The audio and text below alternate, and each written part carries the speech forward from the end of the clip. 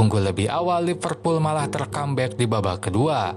Lalu apa penyebab kemerosotan Liverpool dan kebangkitan City di laga ini? Temukan jawabannya di video ini. Pep tetap mainkan City dengan formasi 3-4-2-1. Pemain inti yang absen hanya Haaland. Posisinya digantikan Alvarez.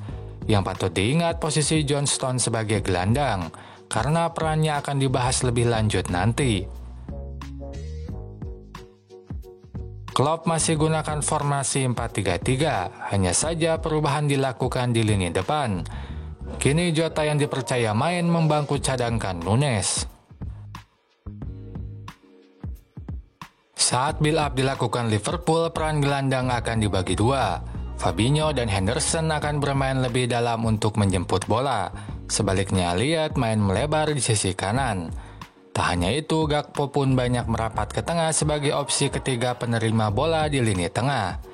Namun sayang build-up ini tak mampu berjalan optimal. Tekanan lawan membuat Liverpool tak banyak kuasai bola di depan kotak penalti lawan. Itu tercermin dari heat map berikut. Terlihat Liverpool sangat jarang ada di daerah lawan. Atau dari data tendangan jarak jauh yang nol besar.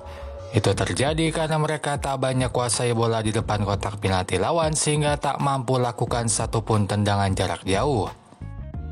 Tapi persoalan terbesar di laga ini ada pada pressing Liverpool. Gol pertama dan kedua mencerminkan hal itu. Di gol pertama Robertson mempressing De Bruyne, tapi bola tak berhasil direbut malah berhasil diumpan ke Mahrez. Itu membuat 3 bek hadapi 4 pemain City. Ini kondisi yang sebenarnya tidak boleh terjadi. Pemain lawan tidak boleh unggul jumlah di pertahanan sendiri. Atau di gol kedua, saat Arnold memutuskan maju untuk melakukan pressing, tapi pressingnya tak mampu merebut bola. Bola malah diterima Grealish di depan. Situasi 3 bek melawan 4 pemain City pun kembali terjadi. Dengan kejeliannya, Alvarez tidak mengumpan ke De Bruyne yang offside, tapi melebarkannya ke Mahrez di sisi kanan. Gol kedua City pun tercipta. Di sini patut dicermati bagaimana peran saling melengkapi antara Alvarez dan De Bruyne. Karena secara konsisten, De Bruyne selalu maju saat Alvarez mundur. Seperti misalnya di cuplikan ini. Saat Alvarez mundur ke lini tengah, De Bruyne maju.